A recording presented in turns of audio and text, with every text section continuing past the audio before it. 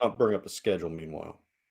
Of course, Yeah, we that hit we hit episode 10 of this. Isn't that awesome? 10 episodes of us just bullshitting about Philly sports. I love it. Yeah, the Steve Jeltz is back. So yeah, no, we did the Eagles and kind of what they got in the draft and the trade that transpired and made some really savvy moves and that really shook out well. And as time has passed on now, a couple of weeks post draft, I'm still really happy about it. Everything looks good. It looked good then. You kind of had that, this nice fresh feel, and now that it's kind of simmered down, still feel that way. So it's a good thing. Yeah. I went into Madden. For like the 5th time now, I've restarted my Madden franchise, and I went in and made sure that all of the draft picks are in there. So even our undrafted free agents, I went in and just changed people to make them so that I can go scoop them all up. And I started making trades to get draft picks so I could grab them because obviously they're not going to fall the way they fell in real life. Right. And I made a bunch of trades. I did some nefarious stuff to fit the team the way I needed to make it to get what we're going to have on the field this year. But overall, I feel good about it. I feel good about my nefarious deeds.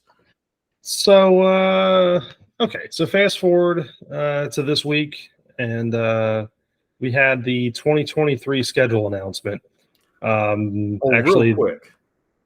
Speaking of which, did you see any of them? Well, the one I did see, which I know you shared on Facebook, the Tennessee Titans one is just out of this world fantastic. Knocked it out of the park. Yeah, that's such a good one. And again, you don't know if some of those people are planning, but knowing where that's at in Nashville, that is a high trafficked by visitors and drunks. Yeah. So what was funny to me is that 2 separate people managed to think that the Colts were the Cowboys. Cowboys, yep. That was amazing. And then thinking that the Texans were the Patriots. Yeah, just because of the red, white, and blue. Right. And then, what was the other one? The was the Boston Bobcats, or what does she say? Fuck, what did she say? It's like the Cincinnati Bengals, but it's it was it was the Boston Bobcats. Yeah. The there was the Red Stallions, and it was the Atlanta Falcons. I think New England should be forced to rename their team to the Boston Bobcats. And then the group of girls, the 4 girls, and they said the one girl, when they showed the Steelers logo, they go, "Oh, the 49ers, the 69ers, the Stars." And all her friends, when she said the 69ers, were like, "What?" Yeah, that's so good. There's some really creative ones that they, there's another team that had a pretty good announcement too. I saw it through social media, and I just can't remember which one it was. Wasn't nearly as good as that, though. No, I liked a couple years ago when I think it was the Lions did Animal Crossing. Yes, yeah. Yep, yeah, that was a good one. Somebody did an anime one year too, and I really liked that. Was it the one that was like Dragon Ball Z styled, maybe? Yeah. It was all anime style. Well, it was all different anime. Oh, okay, Dragon Ball Z and One Piece and Naruto. I think One Punch Man was in there, and My Hero Academia. But there was a bunch of different cool anime ones the one year. And then this year, what they did for the Eagles is they had players and staff dogs for each one. Yeah. And so that was cool. But the big crux, what we're trying to get to here, if I can stop interrupting you, stop trying to derail the podcast, is the Eagles' schedule's out. We know who we're playing. We know when we're playing. We know where we're playing. Yeah, well, we're not going to talk preseason. What we'll say here though is that preseason they're playing Ravens, Browns, and Colts. Yep. And that's all we're going to say about that. Yeah. Regular season though, week 1, September 10th, they get a Sunday game to open the season, and it is at the New England Patriots. Right, and it's something they've got a bit of a schedule quirk this year. They only play 3 1:00 games this year. I noticed they had 5 primetime games too, which is Yes. interesting. It really makes me rethink my consideration of buying the YouTube TV Sunday ticket because it's like, well, there's a third of the season. Right. Well, I mean, I'm going to end up doing it because I've got to see them. I need to see every game because I'm a fucking degenerate. Yeah, I'm But probably gonna do it too. I just have to make that decision before too yeah, long here. But no, it just cracked me up. It was like you have all that, but no, you're right. The 1 o'clock games are few and far between for this schedule this year. right. And the greatest thing, this isn't the opening game I wanted. I wanted a rematch with either the Chiefs or I wanted a rematch with the Niners right off the bat. Yeah, NFL typically does do things like that. So this was interesting. Look, we get the Chiefs, Mac Jones, whatever. Patriots. Yeah. So, you know what the beauty of this one is, though? It's Tom Brady Day. So we're going to get Ooh. to ruin, not only do we get to ruin his Super Bowl 52, but we're gonna get to ruin his Yeah, not his 50. little day. Look, the way the Eagles are on paper now, you and I usually don't talk about, a full rundown of the schedule until much closer to the start of the season. Right. But I think in terms of this game, unless I'm just way off, unless half the team gets injured, and even then I'm still wondering that they would still win this game. I just can't see them losing this one. No. The wild card to it is that it's in New England. And again, we don't know that we need to make it through. It's really tough to make decisions on what and projections on what you think the record would be until you get through training camp and until you get through your preseason because you're going to have injuries. Right. It's Right. just a fact of life in the NFL. Hopefully we manage to stay like even a modicum of as healthy as we stayed last year because that's going to be key to our success this year. But I mean, look, just looking at the first 6 games on the schedule because that's what's on my phone screen. Judging by that, I could see us getting through it at 6-0 or 5-1. Yeah. I think honestly here's the crazy thing, and this is just me saying, and this is going to sound really funny. Out of all those 6 games, to me, that toughest matchup. Now, I think the Vikings game is going to be interesting. Vikings always high powered offense. They can do things. But I think here's the thing. I think that game's interesting because it's a short turnaround Thursday game after a later Sunday game. So I think the Vikings can make that interesting. Yeah, that's true. However, what I say though is of those 6 games, the team that makes that most interesting is going to be the Jets. That's Yes. it. Simple as that. Everyone else, I'm not saying they're a walkover or whatever, but that schedule of Patriots, Vikings, Buccaneers, Commanders, Rams for weeks 1 through 5 certainly isn't anything to be like, oh no, Shake it in your boots. Right. That's Now, why that's why I'm thinking the Vikings is the interesting wild card out of those first 5, only because of the timing and Right. the fact that they do have, some offensive weapons. Of course, if Kirk Cousins is behind center in a primetime game, we all know how that's going to go. Exactly. But again, short turnaround off of a later Sunday game. That's why I say that. But week 6, yeah, the Jets, man, they've really, I don't know, they're interesting to me. So I mean, let's go. We'll go game by game. So like we said, the Patriots, the Vikings in week 2. We beat the absolute doors off of them last year in week 2 in Philly in prime time. I think much the same this time. Following that is a Monday night game at Tampa Bay. So we'll be seeing Baker Mayfield at Raymond James Stadium. That's a joke.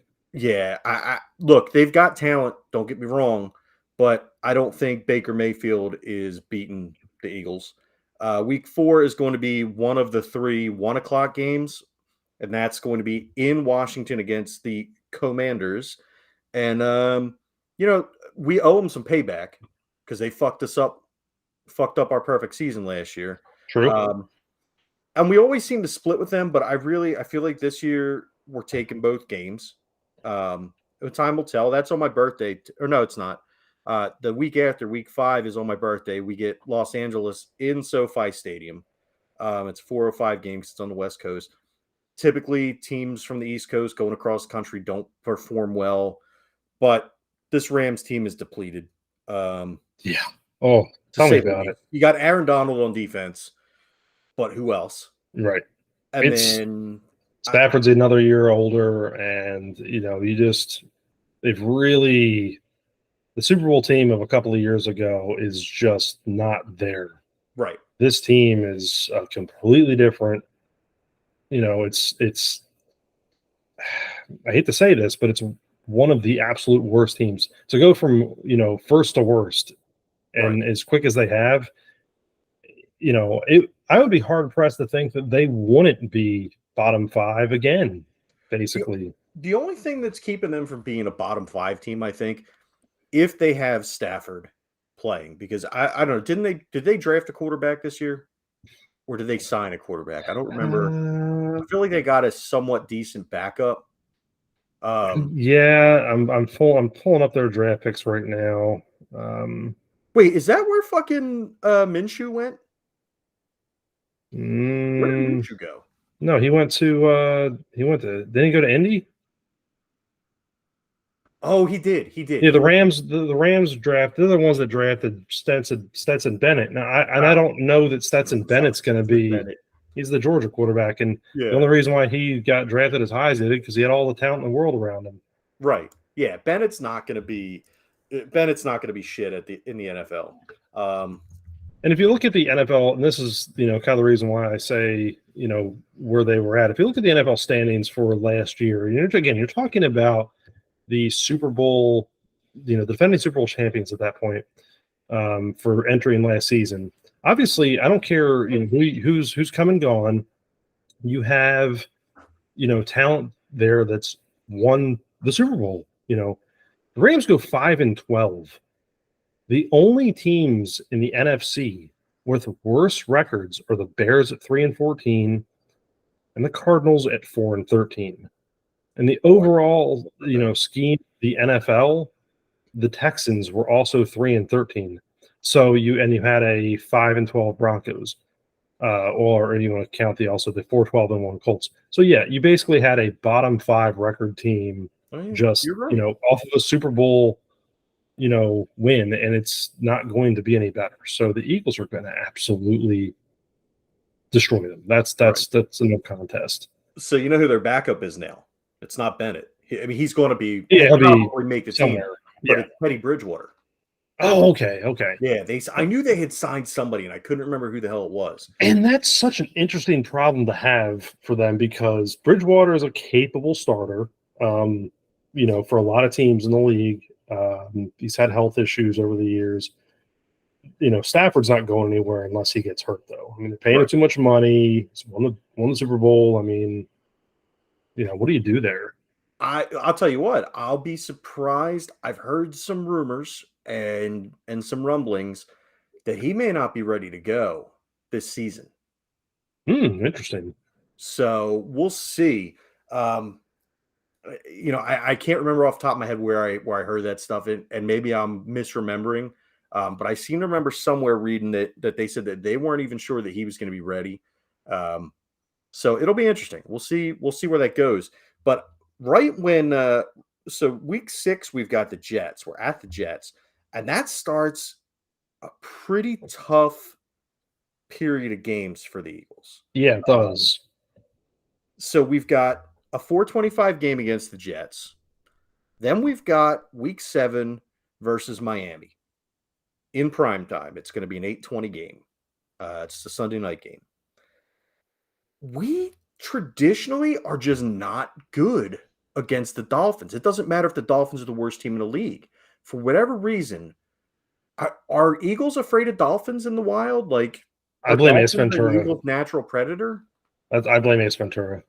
Yeah. Okay. Fair enough. But this one will be interesting because it'll be assuming he's back and he's ready to go, and and knock wood he is, because you don't want to wish bad on anybody, but we'll see if Tua is still standing upright by Yeah. that game. But that's an interesting subplot to this game is Jalen Hurts versus Tua. Yeah, and here's the thing. You want to talk about, high-powered offense. My goodness. Miami has just got it all over the place. If Tua's healthy, that's going to be really interesting. I don't care how good your defense is. That guy is a playmaker, can run all over you. It just makes it interesting. His problem's always going to be his health, Right. Particularly with his issues of last year. That's going to be under the microscope really hard this year. And I'm like you. I don't want to see anyone get hurt, and especially hurt to the point where it could be career ending. Because to me, that's where he's at. Yeah. He gets hurt again in the same fashion. That's it. Right. And I'm not even concerned about his football career at this point. I'm concerned about Tua as a person because we've seen over the past how many years these guys with CTE and everything, Andre Waters, Junior Seau, all these great players who just their livelihood, their quality of life just goes so downhill so quickly after they stop playing. And by the time they're in their 40s and 50s, they're committing suicide or they can't function on their own. Right. And I don't want to see that happen to another player that's got so much promise like him. I don't see it to happen to anybody, but especially somebody that the team does not have this young man's best interest at heart when they're putting him back out there as quickly as they did. So I hope to God that Tua is making the right decisions and doing everything that's going to keep him healthy and have a long and happy life after football. No, Because completely agree. Don't really seem to give a shit what his quality of life after football is. Yeah, no, completely, absolutely, 100% agree with you on that. That's just one of those things that's like, I almost feel bad the next time he takes a hard hit. Right. And for that reason, because we saw what happened before. It's like, if he takes another hard hit like that, are they going to do what they did last year? Right. And it's like that he doesn't need that, But so let's week 6, 7, 8, and I know we talked about the Jets and Dolphins back to back are going to be interesting. The one thing I will say about the Dolphins game, even though it is against them, it is at home. It is that, as you mentioned, the night game. Then they move back over to play Washington again. So they knock out both Washington games really early. They're both done within the first 8 weeks of the season. Which I'm going to tell you right now, I hate this schedule in that, again, we don't play the Giants until the very end of the season. Yeah, it's weird. You knock out one divisional rival early, and then, here's the funny thing about the schedule. You're done playing the Washington Commanders outside of any, and I'll say it, playoff potential. Sorry, I had to make that. Listen, look. They've got Terry McLaurin. They've got Brian Robinson Jr. They have a team. I'm not going to sit here and say they're going to make the playoffs, but who knows what Sam Howell's going to do once he gets behind center. I'm not putting anybody in our division out of the playoff. No, especially when every single team in the division last year is 500 and above. Right. I mean, the NFC is dog shit this year.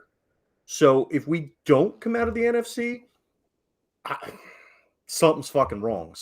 Somebody got hurt, or something is very, very wrong with this team. So here's the funny thing. So you're done with the Commanders after week 8, and then you start your stretch with your 2 games against the Cowboys on week 9. It's just funny how the schedule flakes out. And like you already mentioned, the Giants don't come until the end. But yeah, so week 9, you are at home, start in November with Dallas. So what's your take on that one?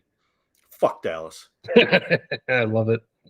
So I will more than likely, even if I don't go to the game, I will probably try to be at least in the parking lot for that one.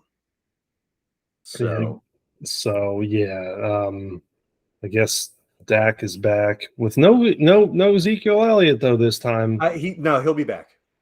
You think he's going one of two places. He's going to sign either a veteran minimum deal or a very reduced deal with escalators built in, and it's going to be either Tampa Bay or it's going to be with Dallas. But it'll be after June 1st. Oh, okay. Fair enough. Okay. Okay. Then we get the bye week, week 10.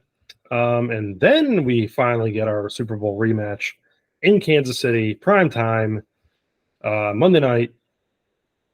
And let's see what we got now with this one, because like you said, this, you already mentioned, we're entering a rough stretch, which is not a lie. The rough stretch to me really begins at week 6. So now you're Right. into it, at this point, and luckily, I think that the bye week comes at a great time. Yep. To get yourself prepped up for the road game against Chiefs. Yes, because not only look, week 6 is where the season really starts. I'm looking at weeks 1 through 5 as an extended preseason. Season. Good. Yeah, exactly what I was thinking. And it's not a slight to those teams, but I believe that our roster and our team is head and shoulders above the Patriots, the Vikings, the Bucks, the Commanders, and the Rams. I think the Jets are our first real challenge. I think Miami is going to be a challenge. Washington, again, I feel like we're better than them, but they can be challenging. And especially when sandwiched between Miami and the Cowboys. And then once we get off that bye, this shit kicks into high gear. We are in the teeth of the schedule. And this is really going to determine rather where we end up at the end of the year. Yeah. Oh, you've got, like you said, Monday Night Football at Kansas City. Yeah, and 12. Home against the Bills. Right. That's crazy. Week 13, home against San Francisco. And let me say this. And I'm going to try not to yell because I don't want to scare my dog. But these bitches from San Francisco, the players, the coaches, the fans, holy shit. I thought that Dallas was the worst franchise in the league. I thought that they had the worst fans, had the most obnoxious players, everything else. I don't know, man. The Niners might be pushing it because now the latest thing. So first of all, oh yeah, I'm glad we're playing them in week 13, so we'll have our whole team together. Bitch, your quarterbacks are made out of glass. Are you sure you're going to have your whole team in week 13? Because the other thing is, now you're saying, oh, well, my wife is really upset that we have to go to Mike Shanahan or Kyle Shanahan, the coach. My wife's really upset that we have to go play in Philly because their fans are nasty. Are you fucking serious? That's something you, as the head coach of your team, decided to put out into the media? You're that fucking soft? Oh, my wife is upset that we have to play in Philly. Get the fuck out of here. Get your balls out of her purse. Don't put that shit out there. Look, you're the fucking head coach of the San Francisco 49ers. And I get it. You guys have been fucking soft. But that is about the softest shit that I've ever heard an NFL coach say in my entire life. What I can't get over, and you mentioned it too with fan base, is that they cannot let the NFC Championship game go. And I don't entirely know how. Like, look, even if they had a healthy, capable quarterback, that game is still well within 2 scores, in the Eagles' favor. It was an absolute bowl over because they didn't really have anyone under center.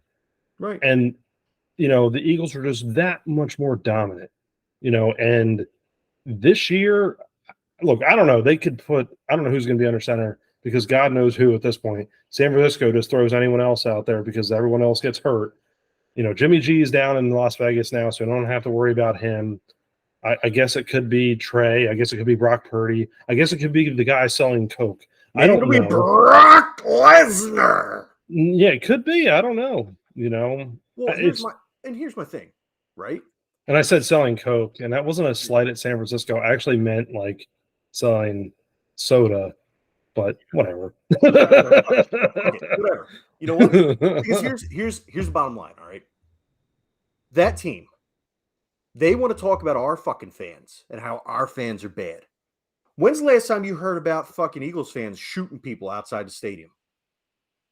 Because that shit happens routinely between Rams and 49ers games. Mm-hmm.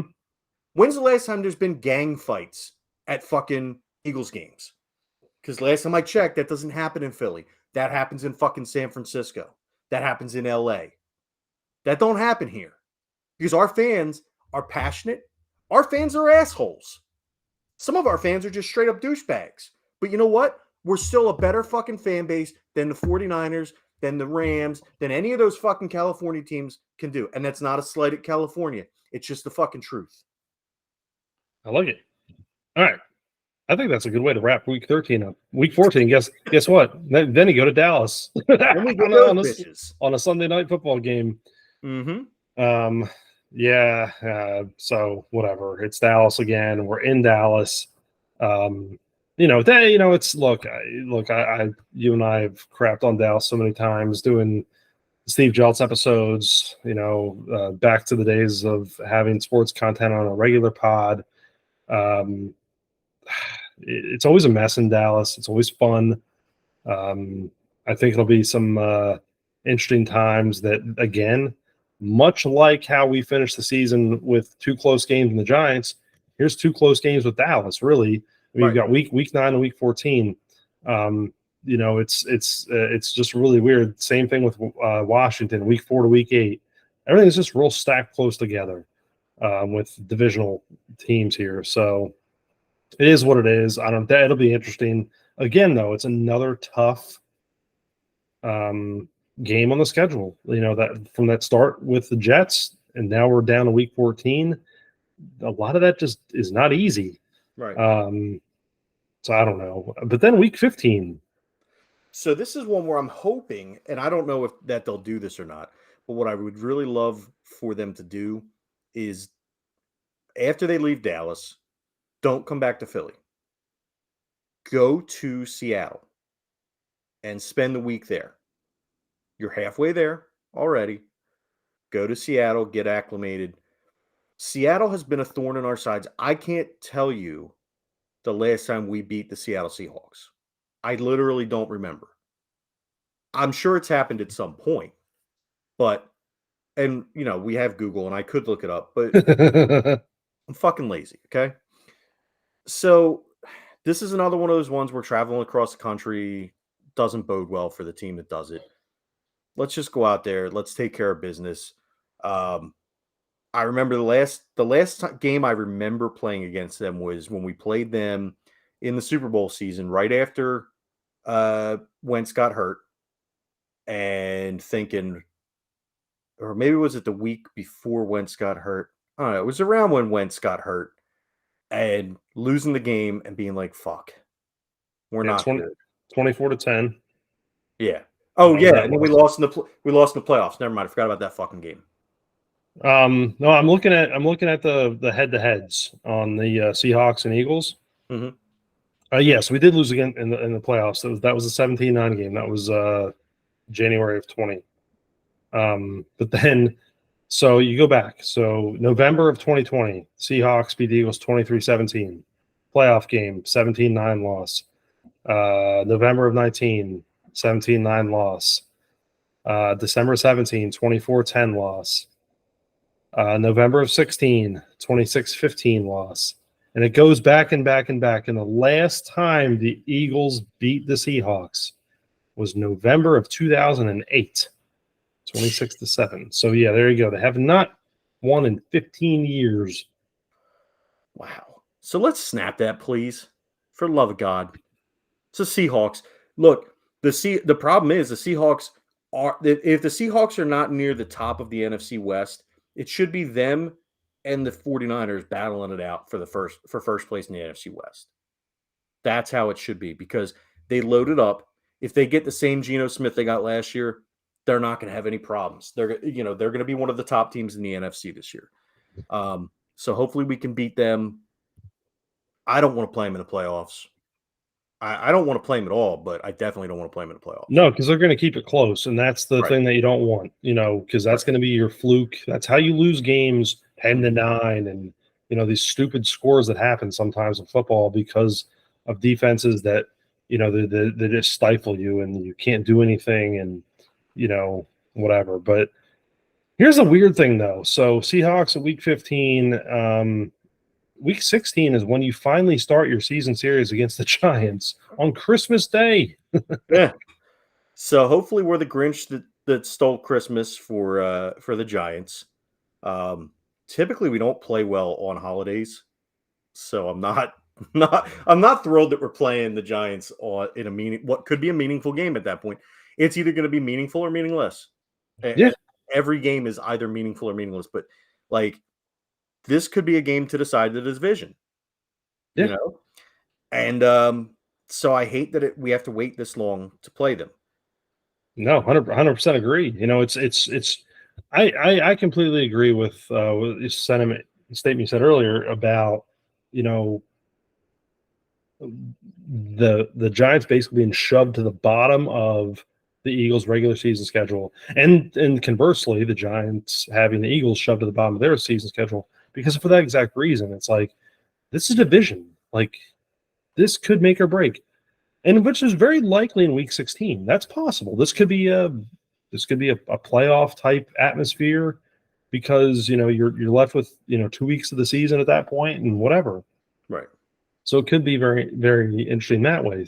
But the fact that they're both at the bottom, and I say that in the sense of you've got a week 17 at home against Arizona.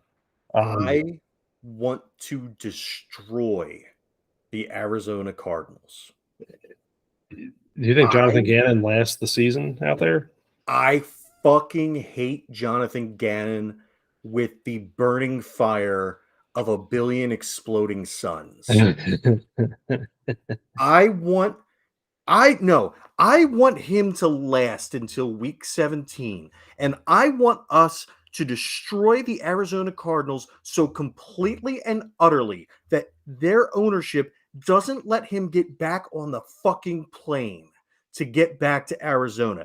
I want him to have to pay out of his own fucking pocket to fly back to Arizona with his tail between his fucking legs, collect all his shit, and get the fuck out. And then never be seen in the NFL again, aside from maybe being a towel boy. I should have hit the end button there, but we're not done yet. So here's my thing. Mark my words, I don't know that he lasts past week 8. And the only reason that he'll last past week 8 has nothing other to do with money. Yeah. Because they're paying him very healthy. That's it. But I have a sneaky suspicion that he's going to do so bad that he's going to get canned mid-season. I fucking hope so. That's just my guess. And Arizona to me does nothing for me. It's just not. I have nothing for really much any of their talent, or if you want to call it that, talent. Buda Baker.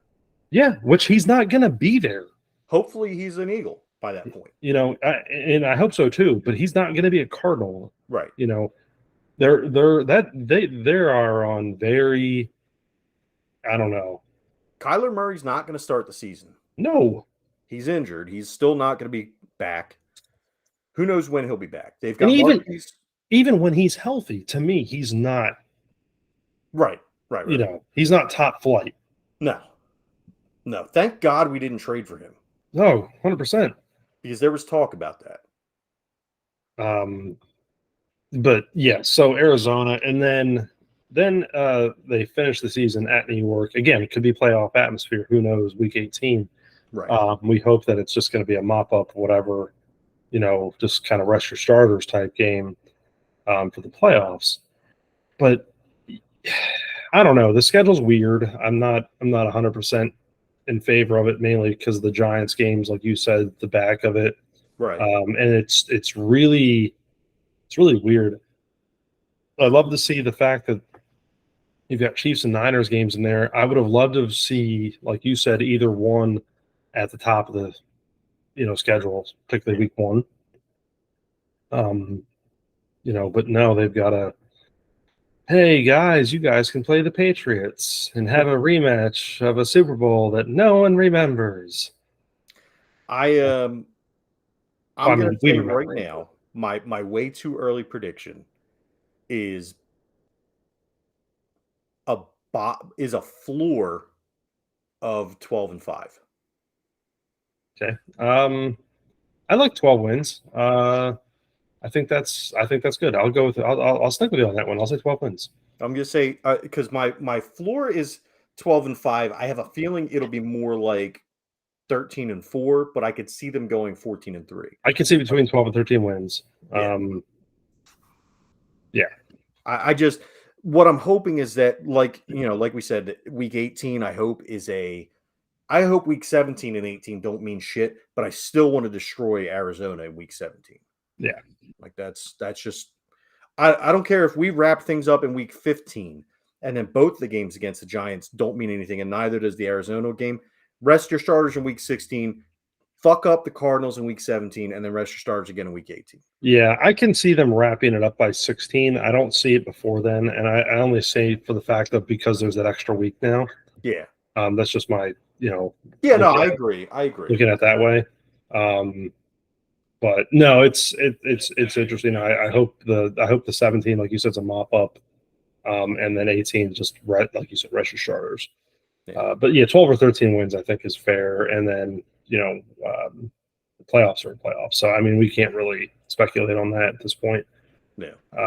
But no, let's talk a couple other Philly sports real quick before we wrap up the show here. I don't know. You kind of chimed in before we started recording with me on the Flyers. Yeah, let me check that score on that game that we were talking about. Let's see. Oh, there we go. All right, so the Florida Panthers move on to the Eastern Conference Finals against the Carolina Hurricanes. They take care of the Toronto Maple Leafs in 5 games. The winning goalie, former Flyer Sergei Bobrovsky. Oh shit! And Nick Cousins, former Flyer, scores the game-winning goal in overtime. So what you're trying to say is the management might be a Oh, wait a minute. Never mind. Yeah. So, first thing I'm going to say is this whole new era of orange. Yeah, so you mentioned those words to me, and I quickly did a search and was like, there was a press conference today, and it, a couple videos popped up, and I'm like, this is reminiscent of like the WWF, and Vince was like, this is the new generation or whatever that crap was. Get the F out. Yeah, that garbage. Yeah. No, man. I want the Flyers to be good. Obviously, you want the Flyers to be good. I don't know that they're good until they sell the team, until Comcast just finally buckles and sells the team. I love Danny Briere as a player. I love Keith Jones as a player and a commentator. Keith Jones wrote a hell of a book. It's called Keep Your Head Down and Skate. I don't know that they are hockey executives. It fits the mold of the same thing that the Flyers do every fucking time they rearrange their front office. They bring back former Flyers players. They'd gotten away with it or gotten away from it when they hired Chuck Fletcher. And Chuck Fletcher turned out to be a fucking wet fart. But they're trying to correct it, and they're trying to do it with 2 beloved former Flyers. I hope it works. I really do. But, dude, they need to sell this fucking team. Yeah. And look, I don't mean to speak out of turn, misspeak on this, whatever, but yeah, hockey is funny because it's such a high contact sport. And I know this sounds wrong of me, but maybe you don't want former players necessarily at the helm executively. Terrible. Well, no, I mean, there's been plenty of former players across the NHL who have stepped into executive. Yeah, and I say that in jest, but no, I know they have. It's just it just never seems to work out for the Flyers. Along with, I mean, there's a multitude of things that never work out for the Flyers that work out for every other fucking team in the league. But I mean, let's go back to the major issue that the Flyers have had historically, and they seem to have under control right now, but it could have been a lot different. Now, back in 2012, the Flyers traded a young goalie by the name of Sergei Bobrovsky. They got draft picks back from Columbus, and the whole thing fell apart. He had a great rookie season, and then he fell apart in the playoffs, which goaltending has been the Flyers' Achilles heel since Pelle Lindbergh died tragically in a car accident in the 80s. Then they got Ron Hextall, and Ron Hextall was good, but they were only able to have so many sustained years under him because they were running into buzzsaw teams like the Edmonton Oilers and the New York Islanders when they were in their dynasty years, and they were winning cup after cup after cup. Then there was lean years. We ended up getting Hexy back. He ended up getting traded. We had Ken Reggett. We traded him to Pittsburgh.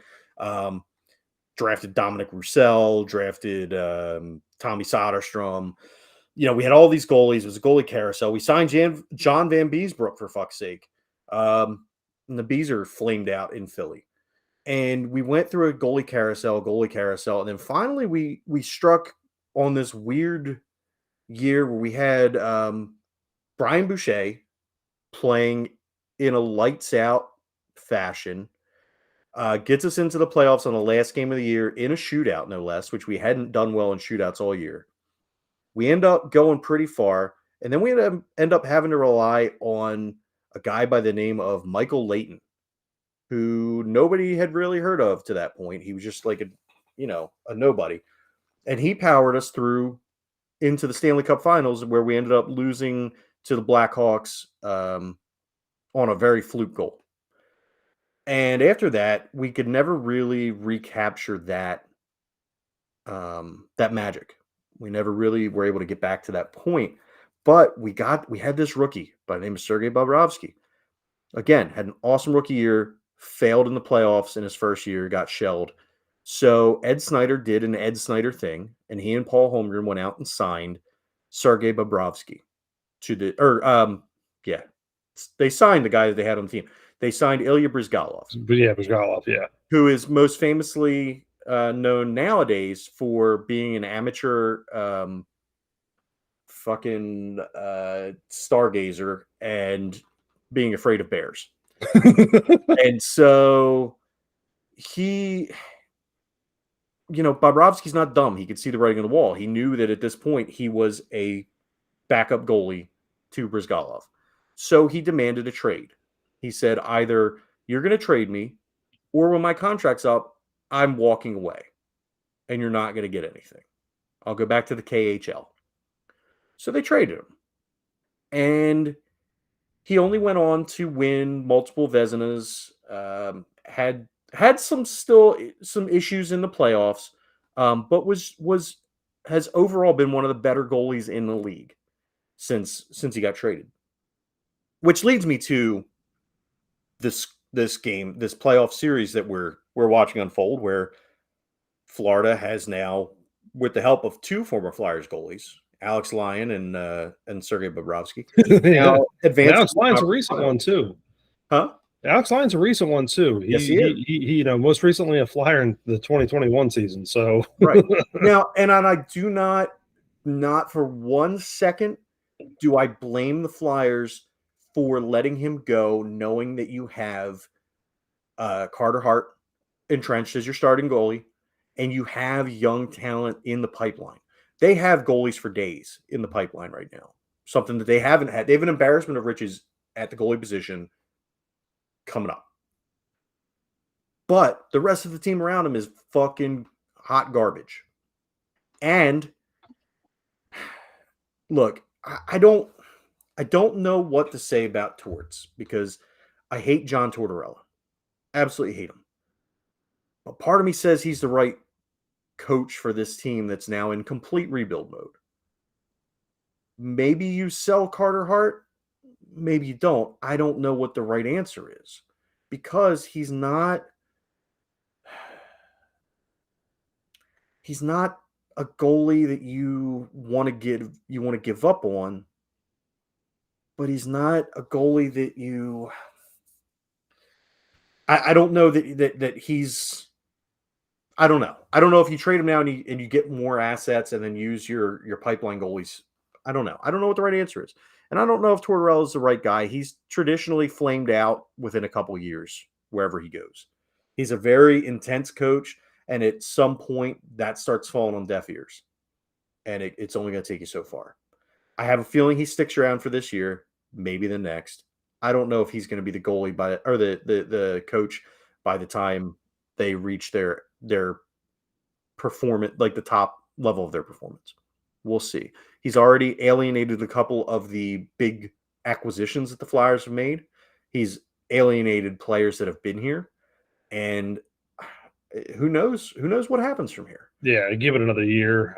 I think would be, based on what you're saying, sounds like what it's going to end up being. Carter Hart's 24? Yeah, young guy. So yeah, they could move him. They could move him for some substantial pieces. I don't know what that would be, but if you're, thinking is right, and I know again, you follow Flyers a lot more than I do, but if there is that much depth right now, I could see that happening. right. So, who knows? All right, let's wrap up though with a little bit of Sixers chatter. You and I don't watch a lot of basketball.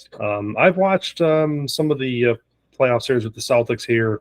Have you watched any of that by chance? I've been catching up on it. I haven't been able to sit down and watch any of the games, but I have been watching the highlights, reading the stories that everybody's writing, checking the box scores. James Harden, I talked shit on James Harden earlier in the season.